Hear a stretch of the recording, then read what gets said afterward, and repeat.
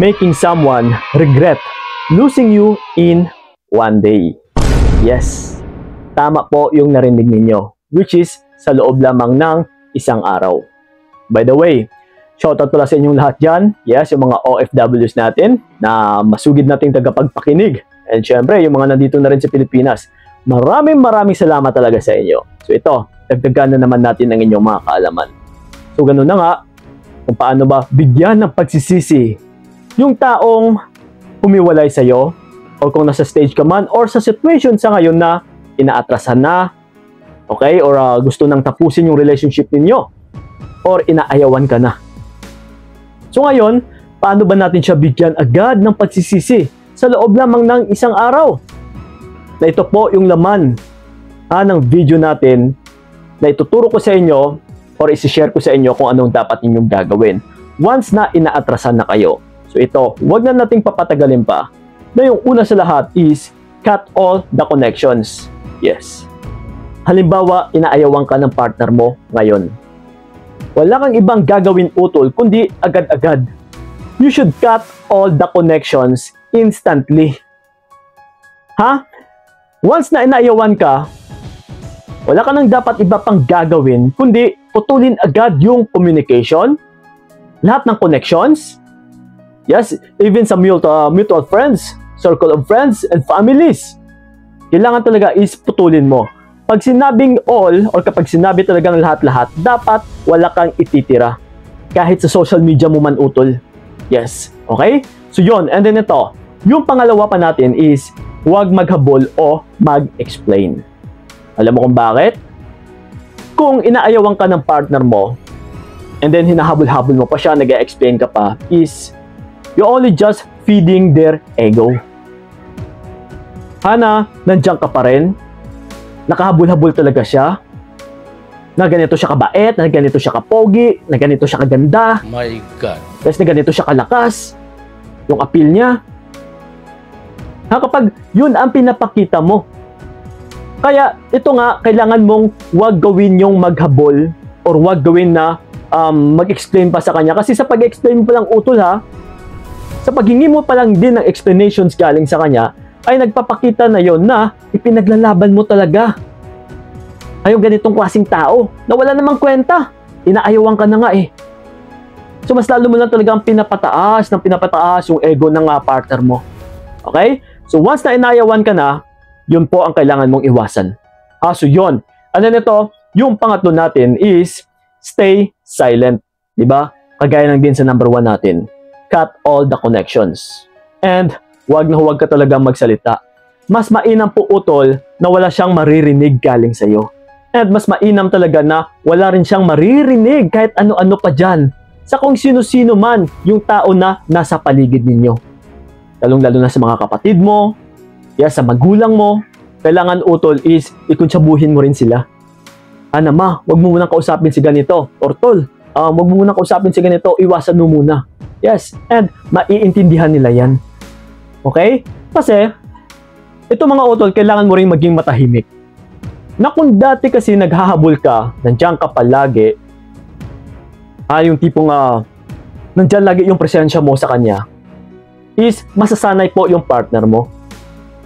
Pero ito ngayon, sa oras kasi na inaatrasan ka or inaayawan niya, ay kapag ginawa mo agad na tumahimik, na hindi na naghahabol, na pinutol mo ka agad lahat ng connections, is mamimiss at saka mamimiss po yan ng partner mo.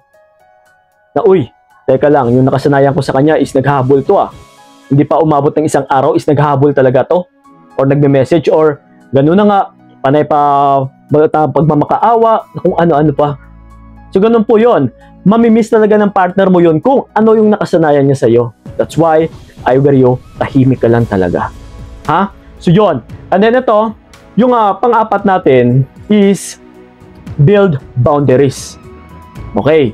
Ibig sabihin, maglagay ka ng boundary. Kumbaga pa is, lagyan mo ng hadlang. Okay, kung pwede lang, i-block mo siya. Kagaya lang yan sa magnanakaw. Walang mananakaw or hindi siya makakapasok sa bahay mo kapag sinarado mo yung pintuan mo. So same thing lang din po yan na kapag blinak mo siya is hindi rin siya makapenetrate sa'yo. Kasi wala na siyang access eh.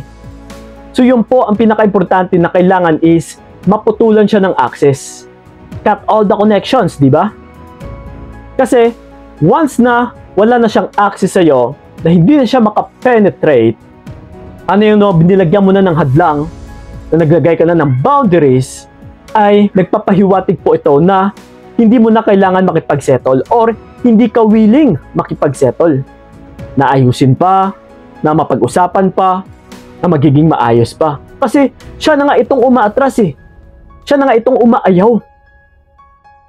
Siya na nga itong nakipaglokohan. Siya na nga itong nang iwan sa'yo. Halimbawa na lang, sumama siya sa iba. Yes, so kailangan ikaw rin itong magpakita na ayaw mo na rin sa kanya. Na ayaw mo na rin ayusin pa yung relationship ninyo.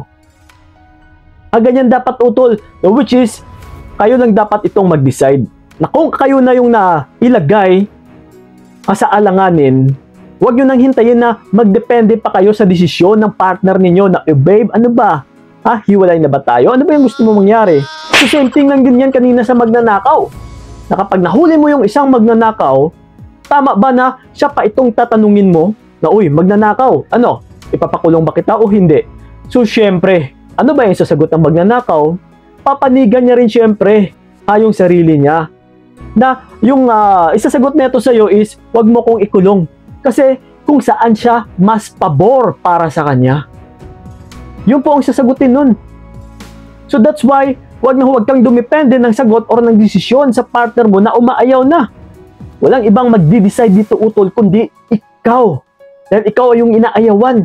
Ikaw na yung nagiging biktima dito. So huwag kang maging dependent talaga sa desisyon. Ang tanging pinakasusi dito, walang iba kundi nasa sayo. Ikaw yung may hawak niyan, utol. So, kung ikaw man yung ninakawan, kagaya sa magnanakaw, ikaw dapat yung mag-decide na ipakulong mo siya. Kaysa isasabihin sa'yo o isasagot sa'yo ng magnanakaw, huwag mo kong ikulong. Kasi nakadepende ka pa sa kanya. Ganun po yun mga utol. Tandaan nyo po yung bagay na ito. Okay? Kaya natin ito nasasabi in one day. Kasi kapag agad-agad mo ito ginawa sa loob ng isang araw na kung kailan kanya inatrasan, paulit-ulit mo lang ito nagagawin. Na magiging routine mo araw-araw. Kumbaga pa is gawin mo lang ito sa loob ng isang araw and then ulit-ulitin mo lang araw-araw. Kasi once na nakayanan mo sa isang araw utol, tiyak makakaya mo yan. Mangyayari na yan na aabot pa ng 1 week. So once na makayanan mo ng 1 week, aabot pa yan ng 2 weeks, 3 weeks, 4 weeks. Na instead na ikaw itong hahabol sa kanya, dapat siya itong papahabulin natin. Na dito na siya magsisisi na pinakawalan ka pa. Yes, utol. So kung ano din yung nakasanayan niya sa'yo. Na buong akala niya is ganun ka pa rin, yung pala ay hindi na.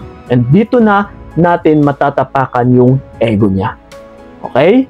Sana'y malinaw sa inyo at saka sana'y magawa ninyo sa tama. Magpakatatag na kayo utol. Puro isipan, huwag damdamin. Kasi yung damdamin is pwede kanyang ipahamak dahil hindi po yan nag-iisip. Wala kang ibang gagawin o gagamitin kundi ito. So yun po mga utol, maraming salamat at saka sana'y nakatulong yung video na ito.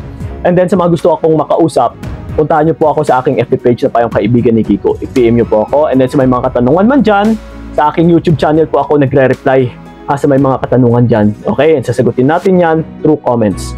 Maraming salamat talaga. So ingat kayo. God bless and babush! Ayoko na magpakat at ayaw nang mahalin ka. Ayoko na ring magtiis, ayoko na sasakit. Mas mabuti nang bitawan ka para